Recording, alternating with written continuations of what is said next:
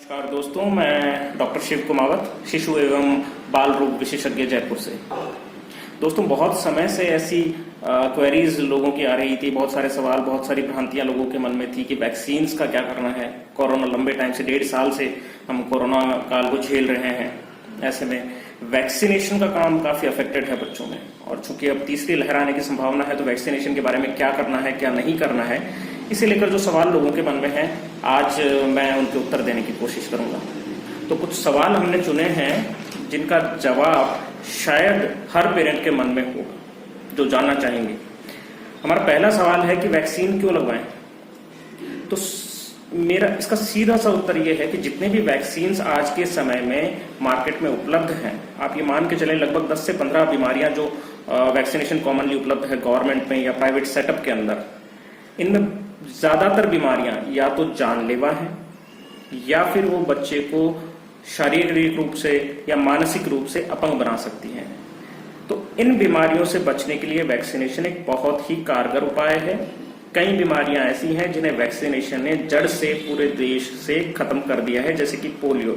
2011 के बाद हिंदुस्तान में एक भी पोलियो केस देखने में नहीं आया है। आप सभी जानते हैं कि एक पोलियो केस से बच्चा जिंदगी भर के लिए अपंग हो सकता है।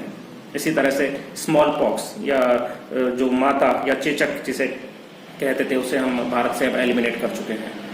इसके अलावा diphtheria, tetanus, meningococcal disease, pneumonia, diarrhoea, ऐसी बहुत सी बीमारियां हैं जिनकी वजह से आज भी हिंदुस्तान में लाखों हजारों बच्चे या तो मर जाते हैं या फिर उनके गंभीर दुष्परिणाम भोगते हैं। इन बीमारियों से बचाने के लिए हमें टीके लगाना बहुत जरूरी है ताकि हम एक स्वस्थ भविष्य की ओर बढ़ सकें। 5 साल से छोटे बच्चों में आज भी सबसे ज्यादा मृत्यु दर का कारण दस्त और निमोनिया है हिंदुस्तान में। तो आपको अगर इनसे बचाना है तो वैक्सीनेशन जरूर करवाना है, ना सिर्फ जान बचाने के लिए बल्कि बीमारियों से अपने बच्चों को, अपने समाज को स्वस्थ रखने के लिए। दूसरा सवाल है कि वैक्सीनेशन कहाँ लगवाएं, गवर्नमेंट में लगवाएं, प्राइवेट में लगवाएं। तो इसका जवाब थोड़ा सा निर्भर करता है कि मरीज की आर्थिक स्थिति क्या है, वो कितना अवेयर है, कितना टाइमली वो वैक्सीनेशन लगा रहे हैं, कौन से राज्य में रहते हैं, कितना उनके नियर बाय फैसिलिटीज अवेलेबल हैं। क्योंकि एक स्टेट लेवल की गाइडलाइन होती है, एक नेशनल लेवल की गाइडलाइन होती है। आमतौर पे ऑल इंडिया लेवल पर एक गाइडलाइन बनती है कि ये वैक्सीनेशन तो गवर्नमेंट सेटअप में हर जगह पर पूरे देश में लगने चाहिए। उसके आधार पर थोड़ी मॉडिफिकेशन या बदलाव राज्य सरकारें करती हैं, इस आधार पर कि उस राज्य में कोई पर्टिकुलर बीमारी बाकी राज्यों के मुकाबले ज्यादा तो नहीं है या एंडेमिक तो नहीं है। जैसे कि मेनिंगोकोकल बीमारी है, वो देश के कुछ हिस्सों जैसे कि त्रिपुरा, मिजोरम, मेघालय या महाराष्ट्र और कर्नाटका, इनमें कॉमनली पाई जाती है, तो वहां मेनिंगोकोकल का वैक्सीन दे सकते हैं। जापानीज एन्केफेलाइटिस का वैक्सीन सिर्फ चुनिंदा यूपी या बिहार के इलाकों में जहां पर जापानीज एन्केफेलाइटिस देखने को मिलता है वहां पर उनका वैक्सीन लगाया जाता है। अदरवाइज जो वैक्सीन हैं वो ऑलमोस्ट हर राज्य के लिए कॉमन है। राजस्थान या और कुछ चुनिंदा स्टेट्स या उनके भी कुछ चुनिंदा जिलों में न्यूमोकोकल का वैक्सीन अब अवेलेबल हो गया है पिछले साल 2 साल से, लेकिन उनमें बदलाव अपने राज्य के स्तर पे जगह जगह देखा जाता है। उनके शेड्यूल में भी उनका किस तरह से वो कार्यक्रम अपना नोट करते हैं, कितनी डोजेज लगाते हैं, ये सब कुछ राज्य से राज्य पर थोड़ा बड़ा निर्भर करता है। इसके अलावा एक इंडियन एकेडमी ऑफ पीडियाट्रिक की गाइडलाइन अलग होती है, जो कि पूरे देश के जितने भी बाल रोग विशेषज्ञ हैं उनकी जो समिति है नेशनल लेवल पर, वो अंतर्राष्ट्रीय रिकमेंडेशंस को देखकर एक गाइडलाइन अलग बनाती है, जिसमें कि गवर्नमेंट सेटअप में लगने वाले टीकों के अलावा जो प्राइवेट टीके लगते हैं उनकी भी पूरी जानकारी उपलब्ध होती है। इनमें से कुछ बहुत एसेंशियल टीके होते हैं और कुछ ऑप्शनल होते हैं। तो ये कहीं भी आप लगवा सकते हैं, ये निर्भर करता है, चूंकि प्राइवेट में लगवाएंगे तो थोड़ा सा मनी इशू आ सकता है लोगों के पास में, तो ये पेइंग कैपेसिटी के ऊपर भी निर्भर करेगा।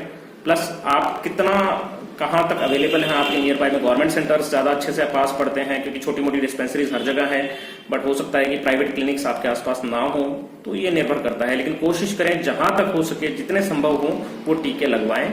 चूंकि सबका शेड्यूल अलग है, तो कोशिश करें कि जहां से भी लगवाएं निरंतर वहीं से टीके लगवाते रहें, क्योंकि कभी यदि आप गवर्नमेंट से टीका लगवाते हैं, कभी प्राइवेट से टीका लगाते हैं, तो दोनों का शेड्यूल थोड़ा थोड़ा अलग होने से डिस्टर्ब हो जाता है। तो ऐसे में सबसे बेस्ट ऑप्शन ये है कि अगर आप गवर्नमेंट में भी लगवा रहे हैं तो गवर्नमेंट में जिस दिन लगवाएं उस दिन जाकर के अपने प्राइवेट प्रैक्टिशनर से बात कर लें कि इसके अलावा कोई टीका अगर बाकी रहता है तो वो प्राइवेट में उसी दिन लगवा दिया जाए, वो बेस्ट है। ठीक है। तीसरा सवाल आता है कौन कौन सी वैक्सीन लगवाएं। क्या सारी वैक्सीन लगाना कंपलसरी है? तो जैसा कि मैंने बताया कि नहीं, कुछ वैक्सीन चुनिंदा स्टेट्स के लिए ही ज्यादा प्रभावी या उपलब्ध हैं। यदि आप इंटरनेशनल लेवल पर ट्रैवल करना चाहते हैं, बाहर जाना चाहते हैं, तो कुछ ऐसी वैक्सीन भी सम्मिलित हो जाती हैं जो रूटीन वैक्सीनेशन में नहीं होती हैं। या फिर कुछ आप एंडेमिक जोन्स, जैसे कि जापानीज एन्केफेलाइटिस के लिए एंडेमिक यूपी या बिहार जाना चाहते हैं और लंबे टाइम वहां स्टे करने का आपका प्लान है, तो आपको रिकमेंड किया जाएगा कि आप जापानीज एन्केफेलाइटिस का वैक्सीन भी लगवा कर जाएं। अदरवाइज एक कॉमन डिजीजेस पैटर्न है, जैसे कि पोलियो हुआ, हेपेटाइटिस बी हुआ, पेंटावेलेंट की वैक्सीन हुई जिसमें 5 बीमारियां, diphtheria, pertussis, tetanus, Haemophilus influenza, pneumonia और हेपेटाइटिस बी, ये कवर होता है। निमोकोकल वैक्सीन है, डायरिया के लिए रोटा वायरस वैक्सीन से, ये सब आपको लगवानी है, जो रूटीन वैक्सीनेशन है। इसके अलावा प्राइवेट में कुछ वैक्सीन होते हैं, जैसे कि हेपेटाइटिस ए, चिकन पॉक्स के वैक्सीन, टाइफॉइड का वैक्सीन, ये सब वैक्सीन गवर्नमेंट में उपलब्ध अभी फिलहाल नहीं है, तो ये आप प्राइवेट से लगवा सकते हैं। बाकी अगर आप चाहें तो ऑप्शनल वैक्सीन, जैसे कि मेनिंगोकोकल वैक्सीन या येलो फीवर भी आप लगवा सकते हैं, या फिर जापानीज एन्केफेलाइटिस, तो ये अपनी चॉइसेस पर निर्भर करेगा, पर ये कंपलसरी नहीं है। इसके बाद आता है कि वैक्सीन कौन से लगवाएं, पेनफुल लगाएं या पेनलेस लगाएं। तो देखिए, ऐसा है कि पेनफुल और पेनलेस वैक्सीन का जो कॉन्सेप्ट है एक्चुअल में वो थोड़ा सा मिसगाइडिंग है। ये जो वर्ड्स हैं पेनलेस और पेनफुल, ये थोड़ा सा मैं कहना चाहूंगा कि आपको मिसगाइड करते हैं। सिर्फ और सिर्फ एक ही वैक्सीन जो कि डीपीटी कंटेनिंग वैक्सीन होती हैं, जिसमें कि डिप्थीरिया, पर्टुसिस, टेटेनस कंपोनेंट होते हैं, इस तरह की वैक्सीन पेंटावेलेंट या फिर क्वाड्रोवेलेंट वैक्सीन के नाम से अवेलेबल होती हैं। सिर्फ इन्हीं के अंदर ये पेनफुल और पेनलेस वाला ऑप्शन होता है, बाकी किसी वैक्सीन के अंदर आमतौर पर ये ऑप्शन नहीं होता है। और आप इस भ्रांति में ना पड़े कि वैक्सीन लगवाते वक्त ही दर्द नहीं होगा। बच्चे को वैक्सीन लगवाने के दौरान नॉर्मल इंजेक्शन का दर्द होगा, पर पेनलेस वैक्सीन के अंदर वैक्सीन लगवाने के बाद जो 1 या 2 दिन के लिए बुखार या लोकल जहां इंजेक्शन की जगह पर लालपन, सूजन, इनकी संभावनाएं काफी ना के बराबर होती हैं। लेकिन इसके चक्कर में उसकी कॉस्ट, उसकी एमआरपी, उसकी प्राइस आपकी कई गुना बढ़ जाती है। तो अगर आप ये मानते हैं कि आपके घर के अंदर अगर बच्चे को 1 से 2 दिन बुखार आता है, दर्द होता है, बच्चा थोड़ा चिड़चिड़ा रहता है, परेशान करता है, तो घर में संभालने के लिए पर्याप्त संख्या में लोग उपलब्ध हैं, वो संभाल सकते हैं, दवाइयां समय पर दे सकते हैं, तो आप पेनफुल वैक्सीन लगा सकते हैं। पर आपको ऐसा लगता है कि आप नौकरी पेशा हैं, सिर्फ 2 ही लोग हैं, समय पर देखभाल नहीं हो सकती है, चिड़चिड़ा बच्चा होगा तो परेशान होगा, तो आप पेनलेस वैक्सीन की तरफ जा सकते हैं। बाकी ऐसा कोई कंपल्जन नहीं है। इफेक्टिवनेस दोनों वैक्सीन की अच्छी है, हल्का सा 2-4% का डिफरेंस इफेक्टिवनेस में आ सकता है, जो कि सिग्निफिकेंट नहीं है। अच्छा, इसके बाद हमारा 5वां सवाल है कि वैक्सीन के साइड इफेक्ट्स क्या हैं। कुछ लोग कहते हैं कि वैक्सीन देने के बाद बच्चों की आंतें सिकुड़ जाती हैं, आंतें फंस जाती हैं, बच्चे मानसिक रूप से बीमार पड़ जाते हैं, सुस्त हो जाते हैं, दौरे पड़ जाते हैं, या फिर बच्चों को बीमारियां हो जाती हैं। तो आप इस बात पे पूरी तरह से भरोसा कर सकते हैं कि आज के समय में जितने भी वैक्सीन मार्केट में उपलब्ध हैं वो पूरी तरह से सेफ है। जितने भी साइड इफेक्ट्स प्रिडिक्टेड थे कि ये ऐसा वैक्सीन से हो सकता है, उनके ऊपर बहुत पर्याप्त संख्या में रिसर्च हो चुकी है। वैक्सीन सेफ हैं। अगर हजारों लाखों बच्चों में वैक्सीन लगने के बाद किसी एक बच्चे में कोई साइड इफेक्ट देखने में भी मिलता है, तो वो एक्चुअली वैक्सीन का साइड इफेक्ट ना होकर इत्तेफाक हो सकता है। इसलिए गलत अफवाहों पर ना जाएं और वैक्सीन जरूर और समय पर लगवाएं। इसके बाद आता है कि कोरोना की वैक्सीन बच्चों के लिए उपलब्ध है कि नहीं है। तो अभी हाल फिलहाल के अंदर यूएसए और बाकी बाहर के कुछ कंट्रीज के अंदर 12 से 18 साल के बच्चों को वैक्सीनेशन शेड्यूल में इंक्लूड कर दिया गया है, पर भारत में फिलहाल 18 साल से ऊपर के लोगों के लिए ही वैक्सीन उपलब्ध है। पर उम्मीद है कि जो अभी हालिया रिसर्च चल रही है उसके बाद अगले कुछ 3 से 6 महीने में 10 साल से ऊपर के बच्चों के लिए कोरोना की वैक्सीन भी उपलब्ध हो जाएगी। तब तक के लिए आप अभी सिर्फ अपने एडल्ट्स जो वयस्क हैं या बूढ़े लोग हैं उन्हें वैक्सीन लगवाएं। जब तक बच्चों के लिए वैक्सीन उपलब्ध होगी तब आपको तुरंत सरकारी माध्यमों से सूचना मिल जाएगी।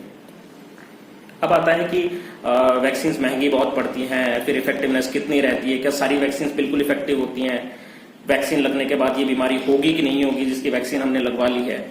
तो भाई महंगाई का ऐसा है कि एक बीमारी जो कि वैक्सीन रोकती है वो एक्चुअल में आपका खर्चा बचाती है। अगर किसी बच्चे को टाइफॉइड होता है तो उसके इलाज में होने वाला खर्चा आपकी टाइफॉइड वैक्सीन के खर्चे के मुकाबले बहुत ज्यादा होता है। तो वैक्सीन लगवाकर आप बच्चे के ऊपर खर्चा कर नहीं रहे हैं, आप अपने पैसे बचा रहे हैं। बहुत सी बीमारियों के इंसिडेंसेस खर्चे अब लोगों के बच गए हैं। टाइफॉइड अब पहले की तरह नहीं मिलता है, निमोनिया के इंसिडेंसेस कम हो गए हैं, डिप्थीरिया ना के बराबर होता है, टेटेनस ना के बराबर होता है। तो ये सब इसीलिए क्योंकि वैक्सीन टाइम पर लगती हैं, अदरवाइज आपका पैसा भी बीमारी का इलाज में ज्यादा खर्च होता है और बच्चा भी शारीरिक रूप से काफी कुछ परेशानियों को झेलता है। तो उसके मुकाबले अगर देखा जाए तो वैक्सीनेशन आपके लिए पैसों की बचत है, खर्चा नहीं। अब आता है कि इफेक्टिवनेस कितनी है। तो वैक्सीन में इफेक्टिवनेस पर वैक्सीन अलग अलग रहता है। कुछ वैक्सीन 90-95% तक इफेक्टिव है, कुछ 99% इफेक्टिव है। जैसे कि रेबीज का वैक्सीन है, वैक्सीन और इम्यूनोग्लोबुलिन लगाने के बाद ऑलमोस्ट 100% ये गारंटी है कि आपको रेबीज नहीं होगा। टेटेनस वैक्सीन लगाने के बाद, पूरा कोर्स करने के बाद 99% है कि आपको टेटेनस नहीं होगा। इसी तरह कुछ और वैक्सीन है जो 90-95% इफेक्टिव हैं। डायरिया की कुछ वैक्सीन है, रोटा वायरस, वो 60 से 70% के आसपास इफेक्टिव है। तो इफेक्टिवनेस वैक्सीन से वैक्सीन और ब्रांड से ब्रांड पे थोड़ा सा डिफर करती है, लेकिन जो भी वैक्सीन है वो वैक्सीन ना लगवाने के मुकाबले निश्चित तौर पर प्रभावी है और इसीलिए वो रिकमेंडेड है, इसीलिए वो मार्केट में है, इसीलिए सरकारें उनके लिए आपको कहती हैं और आपको लगवानी है। इसके बाद 8वां सवाल है हमारा कि वैक्सीन तो लगवा ली हमने, सारी वैक्सीन लगवाई है बचपन से बच्चे को, पर वो बीमार तो बार बार पड़ता है, उसे बार बार जुकाम लग जाता है, बार बार दस्त लग जाते हैं। तो मैं आपको ये बता दूं कि वातावरण में हजारों लाखों ऐसे कीटाणु हैं जो कि वायरस भी हैं, बैक्टीरिया हैं, फंगस हैं, जो कि बीमारी के कारक हैं। जो वैक्सीन हमारे पास उपलब्ध हैं वो इनमें से मुख्य कारण, जो सबसे कॉमनली देखे जाने वाले या जो गंभीर कारण है, सिर्फ उनके अगेंस्ट में इफेक्टिव है। तो अगर 100 कारणों में से 60 कारणों को भी ये वैक्सीन रोक पाती हैं, 60 तरह के इंसिडेंसेस को भी रोक पाती है, तो वो बहुत ही प्रभावी माना जाएगा।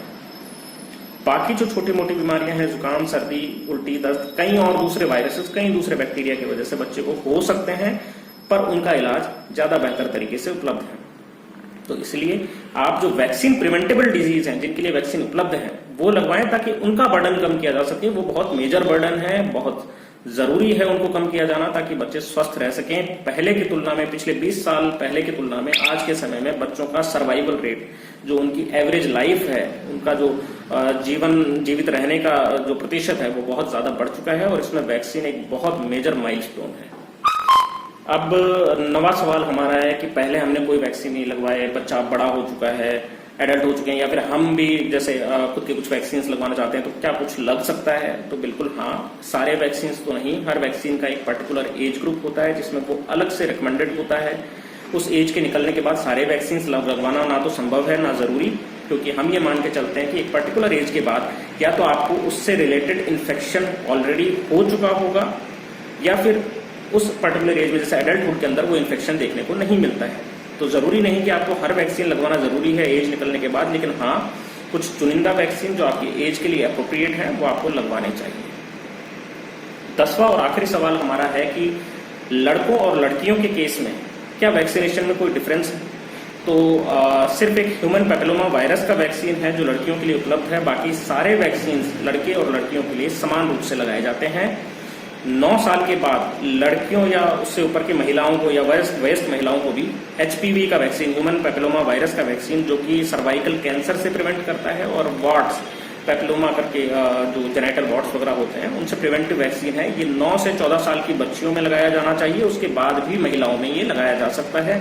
इसके अलावा महिलाओं और पुरुषों के वैक्सीन में कोई भी अंतर नहीं है।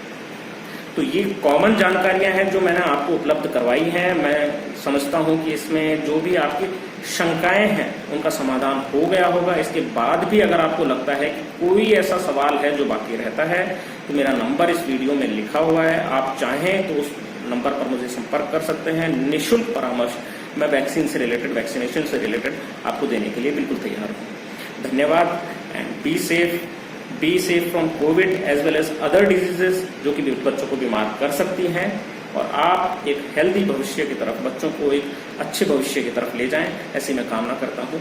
Thank you.